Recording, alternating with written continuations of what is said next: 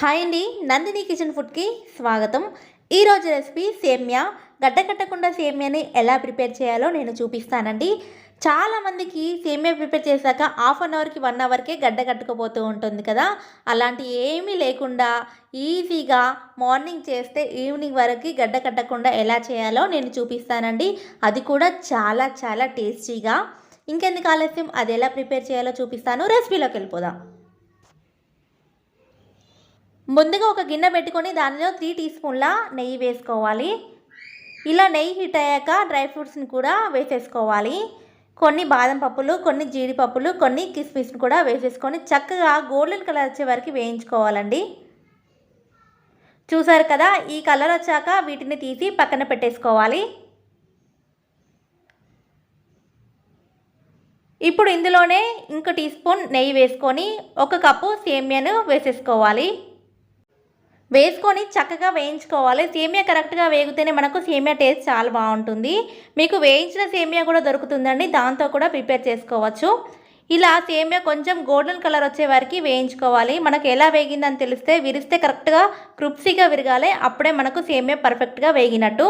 ఇప్పుడు దీన్ని తీసుకొని ఒక ప్లేట్లోకి షిఫ్ట్ చేసేసుకుందాం.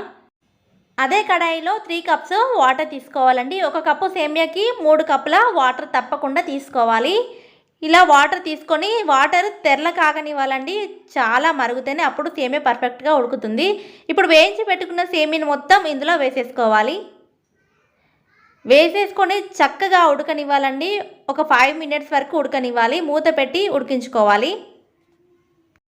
5 మినిట్స్ తర్వాత మూత తీస్తే మనకి సేమియా అనేది ఉడికిపోయి ఉంటుందండి.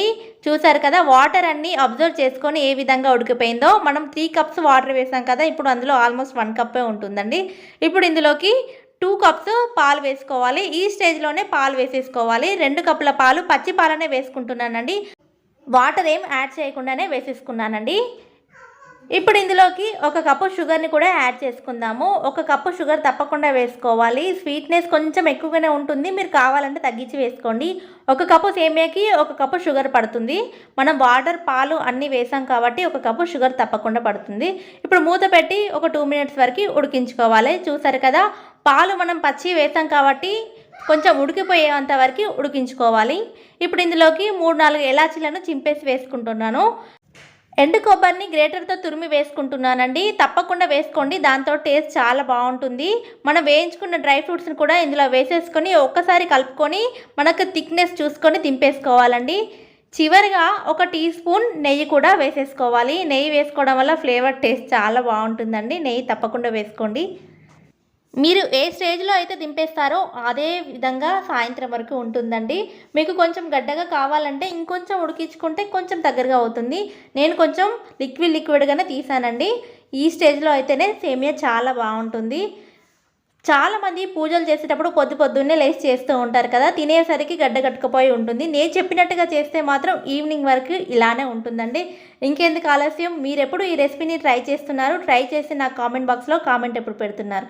ఈ వీడియో కనుక నచ్చినట్టయితే లైక్ చేయండి, మీ ఫ్రెండ్స్ అందరికీ షేర్ చేయండి. అలాగే మొదటిసారి మన ఛానల్ని చూస్తున్న వాళ్ళైతే తప్పకుండా సబ్స్క్రైబ్ చేయండి. పక్కనే ఉన్న బెల్ ఐకాన్ని ప్రెస్ చేయండి. ఓకే అండి, బాయ్.